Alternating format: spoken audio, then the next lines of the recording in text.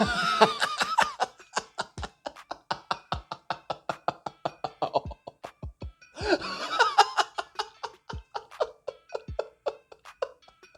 my God.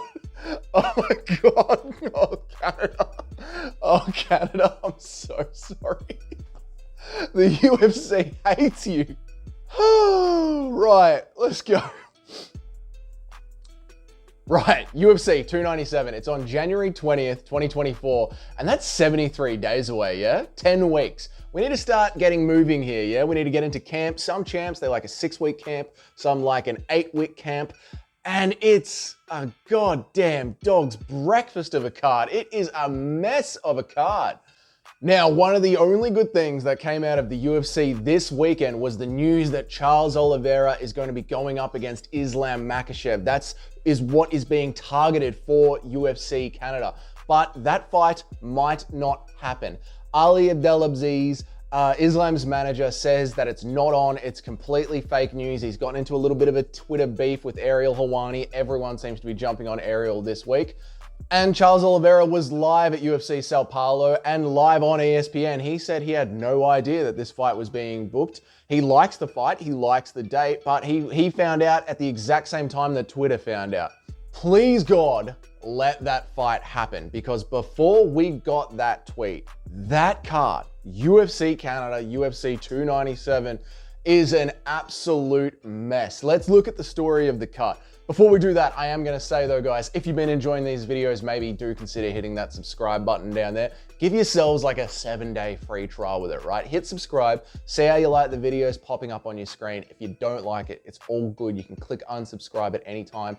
I won't hate you for it. I'm not going to hunt you down and be like, why did you unsubscribe? It's all good, mate. If you don't like it, that's fine. If you do like it, it really helps grow the channel. I appreciate every single one. Let's get right into the topic and look at the story of UFC 297. So, originally, it was going to be Volk versus Ilia Topuria, right? But then what happens at UFC Abu Dhabi happens, and Volk, like an absolute Giga Chad, saves up to save that card.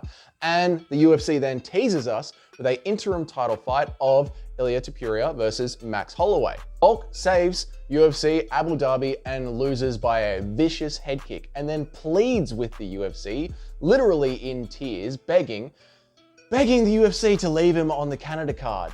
But today, but it is a little bit too soon, I think, for that sort of a head kick KO. And Australia, we're probably going to go again in February down in Australia. And other fighters, US fighters, hate the flight down to Australia, and I don't blame them. I did the flight from Oz to US this year. It was 30 hours from leaving my door to the door where I was staying. It's a nightmare of a trip to make. The time difference is completely different. I don't blame them. So we're gonna need Volk in February in Australia. I mean, that problem existed anyway, but now that Volk needs a little bit more time to heal from the head kick, it sort of just makes sense to move him back 1 month. But now the UFC is scrambling to put together something new for UFC 297. And thus enter Raquel Pennington and Mayra Bueno Silva to fight for the vacant bantamweight title. Oh my God, sorry, but I think, is the UFC pay-per-view $80? $80 for that? Like, Mayra Bueno Silva's last fight is a no contest. And that's, not her fault. It's because USADA are tight asses with some of the ADHD medication that you're allowed to take. But I mean, even if it wasn't, right? Even if it wasn't, it was against Holly Holm, yeah? Holly Holm. Remember her from back in the day when she head kicked Ronda Rousey, everyone? Remember that when we were kids? We watched her head kick Ronda Rousey? Yeah, that girl. That's who she won, and now she gets to fight for a title because of that. Then, her opponent, Raquel Pennington, who cares? And apparently it should be Juliana Pena instead, but like, really, that's your next best option, Juliana Pena. She's been injured forever, like her entire career, and she's been sitting on a loss from half a year ago where she was dominated, like shut out. Amanda Nunes kicked the shit out of her. That whole bantamweight division is just, it's a joke, yeah? Like, if you have an active champion like Amanda Nunes, who wrapped up in a double rematch, yeah? And she leaves, there should be contenders ready to go. Like, ready to go. Look at what happened with Israel Adesanya in his division. Sean Strickland wins, Izzy steps out, there's still DDP next, or Cannonier next, or Chimaev to step up, or we get Whitaker. Like the division without a super active champ has got time to bubble, and things are happening. There are contenders. Usman leaves his division, and now it's Bilal or Shavkat or Colby, right? Like Volkanovski steps out, and his division moves a little bit. Imagine if Islam Makhachev just retired tomorrow. The amount of fun contender matchups that you could make. And you've got like women's bantamweight with Nunes gone, and it's just like crickets chirping. What are we doing here? Why is this division has Miesha Tate still in it? Ranked. Miesha Tate is ranked in a division. Holly Holm is still ranked at number 5. The entire division is horrible. It shouldn't even be in the UFC.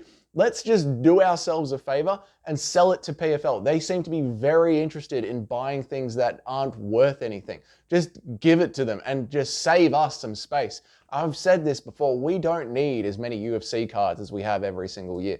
We need quality over quantity. And as for Canada, I'm sorry. The UFC hates you. The UFC hates you, Canada. Dana White is a very good friend of Donald Trump. Very good friend of Donald Trump. And, the way that team was during the great overreaction and the way that Canada handled the great overreaction in 2020, I don't think Dana White's forgotten. I don't think he's forgotten. And he's just happy to just shovel it onto Canada. And what are the Canadians going to do about it? Apparently, nothing. So hopefully, somehow, Canada, the UFC can forgive you for the mistakes that you made in 2020, and we can get this Oliveira and Islam Makhachev fight happening, right? We need it. Charles has said it's going to work for him. He said his cut will have healed, and the Canada fans absolutely love Charles Oliveira. The timing is really good for Islam Makhachev as well, yeah? He wasn't hurt in Abu Dhabi. He's got Ramadan in March, so it fits in perfectly.